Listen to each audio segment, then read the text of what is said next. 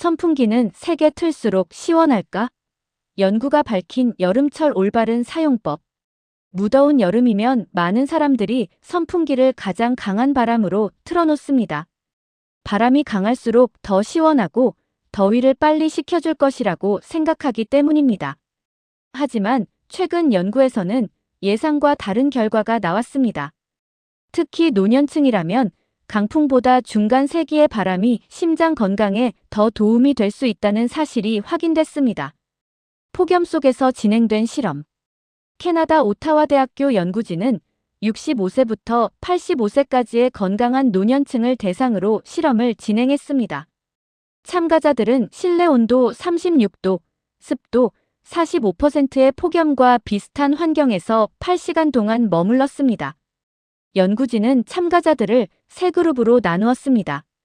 선풍기를 사용하지 않은 그룹, 초속 2m의 중간 바람을 사용한 그룹, 초속 4m의 강한 바람을 사용한 그룹.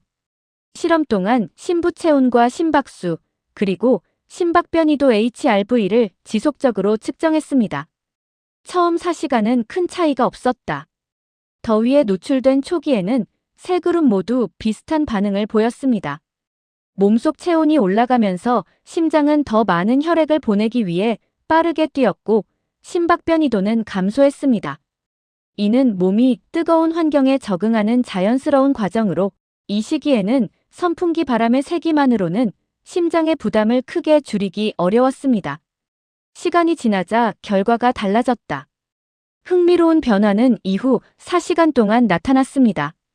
중간 바람을 쐰 참가자들은 선풍기를 사용하지 않은 사람들보다 심박수가 더 낮았습니다. 또한 심박변이도는 강풍을 사용한 그룹보다 더 높게 나타났습니다.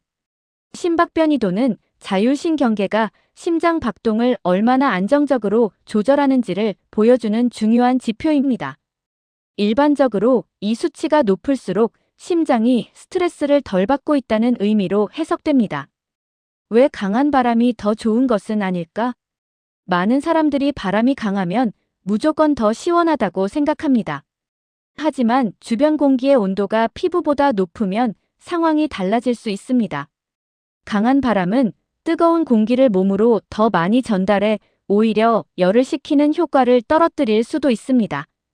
반면 중간 정도의 바람은 피부 표면의 열을 부드럽게 식히고 땀이 자연스럽게 증발하도록 도와 체온을 효율적으로 낮추는데 도움이 될 수 있습니다. 즉, 바람의 세기보다 열을 얼마나 효과적으로 배출하느냐가 더 중요합니다. 선풍기를 건강하게 사용하는 방법. 폭염에는 다음과 같은 습관이 도움이 됩니다. 선풍기는 중간 정도의 바람으로 사용하는 것이 좋습니다. 창문을 조금 열어 실내 공기를 순환시킵니다. 에어컨과 함께 사용하면 냉방 효율이 높아집니다. 물을 자주 마셔 탈수를 예방합니다. 더운 시간대에는 외출을 줄입니다. 노약자나 심혈관질 환자는 실내 온도를 적절히 유지하는 것이 중요합니다. 연구에도 한계는 있습니다. 이번 연구는 건강한 노년층 16명을 대상으로 한 비교적 작은 규모의 실험이었습니다. 또한 실제 야외 폭염 환경이 아닌 실험실에서 진행됐기 때문에 모든 사람에게 같은 결과가 적용된다고 단정할 수는 없습니다. 특히 심혈관질환이나 만성질환을 가진 사람들에게도 동일한 효과가 나타나는지는 앞으로 더 많은 연구가 필요합니다. 마무리.